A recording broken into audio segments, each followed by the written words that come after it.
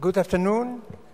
We are starting this panel to describe a few examples of situations where science can contribute to the establishment of peace.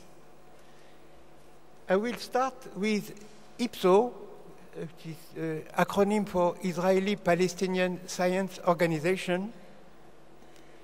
IPSO is a non-political entity which aims at collecting funds for supporting research projects if they are submitted jointly by Israeli and Palestinian teams. The basic idea is that when people work together, when scientists work together, they speak the same language, which is the language of science, which is universal. They try to progress in our understanding of the world around us. They ask the same question. They make the same protocol for understanding these phenomena, and they try to get answer. And they learn how to know each other, how to respect each other, and they become friends. And of course, even if the political situation is difficult, that contributes to a better understanding and a mutual respect.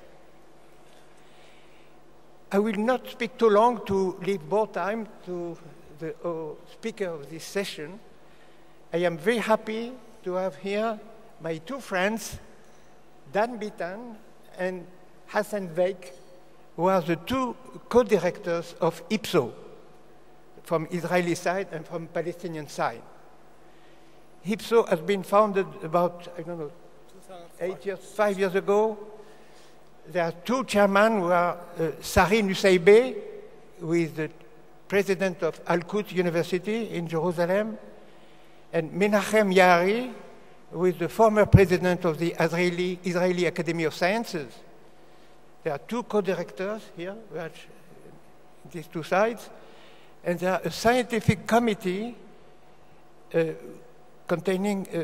composed of about 8 Nobel laureates and 1 Abel laureate. This committee examines the projects which are submitted.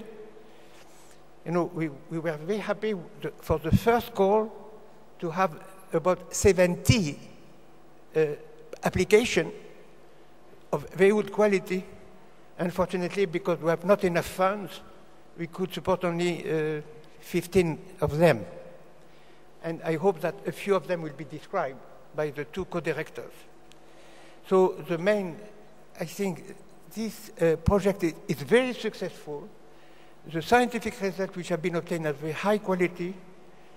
We can testify that very good relations have been established between the responsible of the two, from both sides of the project. And I think we could go further. Unfortunately, we need more money because the amount of funds we have for supporting this project is not enough. We will have also two other contributions from Professor Mahdi Rezai, who is the founder of the medical aid for Herat in Afghanistan. You know, he's also the founder of the European Academy of Sinology with Professor Umberto Veronesi. You know, his purpose is to improve the health condition, in particular of women, which is a very critical issue in Afghanistan. And he's building a hospital with the help of the Rezai Foundation. And, you know, when I read his biography, I was very surprised to see that 500,000 women are dying every year because of disease which could be easily improved. So that's a big question, and you try to solve this question, and I congratulate you. And also, we have Patricia Ravaioli with here, with the director of the Red Cross of Italy. We know all Red Cross, of course, it's a fundamental institution which is precious for the help that it brings to ensuring humanitarian and protection for victims of war in conflict areas. So I will stop here, and perhaps I will